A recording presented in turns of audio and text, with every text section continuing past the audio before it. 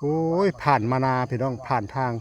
เลาะทางไปเบิ่งนาเบิ่งสมุนไพรมาเจอตานอนนาเลี้ยงงัวดูนาพี่น้องตัวนั้นกำลังออกลูกพี่น้องก็ขี้เล็กบ้านเฮาเนี่ยแก้เบาหวานพวกเบาหวานขึ้นตาต้มกินมันจะช่วยพวกเบาหวานได้แต่นี่เอามือเอาเปล่าใส่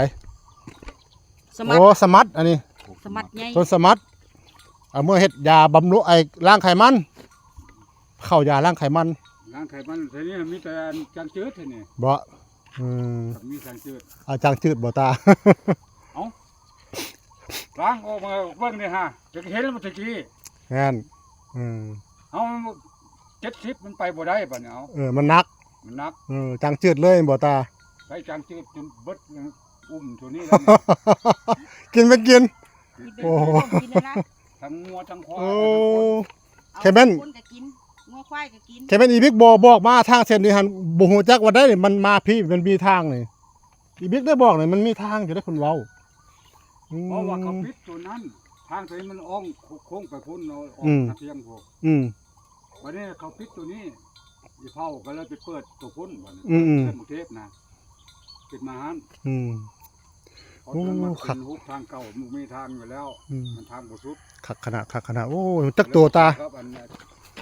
การซักโอ้งัวเราขัดเลยพี่น้องเราเลี้ยงอยู่นี่สบายเลยตัวนี้กำลังออกลูกพี่น้องตัวนี้กำลังออกลูกป้าป้าตาเมื่อป้าก็เด้อพอดีกินนี่แม่นตัวนี้ก็ดีกบละคำหวานก็พอกับกบนะเจนะครับผมโอ้เพิ่นใส่ข้าวมะลิด้วยเนาะข้ามส้มเขาซื้อแล้วเขากินเบิ้งเอาตัวพี่เขาเบาข้ามมันถือกันเนาะตัวนี้พอกิโลเลยกิโล10 กว่าบาทอันตัวนั้นผมพากับกิโล50มันเป็นเบาหวานหลายเขาก็อยากกินหวานหลายโอ้ข้าวนี่คักขนาดเนาะตาใส่ปุ๋ยเมื่อกี้นี่คักขนาดข้าวมะลิเพิ่นนี่โอ้มันขายข้าวแต่ละปีมันได้หลายอยู่ได้นี่เนาะหน้ามันลายม่องเลยข้าวได้อันนี้เขาใส่ที่ต็มเคยได้เงิน10,000หน้าให้นี่ฮะนี่ปีนี้บ่ได้เงิน10,000ปีนี่ฮะเอาเจ้าเกี่ยวแล้วบ่นี่เกี่ยวแล้วโอ้เจ้าใส่ข้าวพิษใส่ข้าวพิษบ่ได้ข้าวพิษใส่ไม้ไปคอเนี่ยเพื่อนเขาเกี่ยวก่อนเขาบ่ให้นะครูก็มีครูสิบ่ได้บ่ว่าเขาเริ่มเอาไปคอเข้าพันเขามาใส่เกี่ยวแล้ววันนี้เอาไปขายแล้วอ้าวกูพิษแล้วบัดนี้ว่าไปได้เงิน10,000ไปได้5,000เอาน่าให้มันได้10,000แล้วอุ้มเหรอนี่ก็ได้อุ้มอยู่มาได้5,000นึงโอ้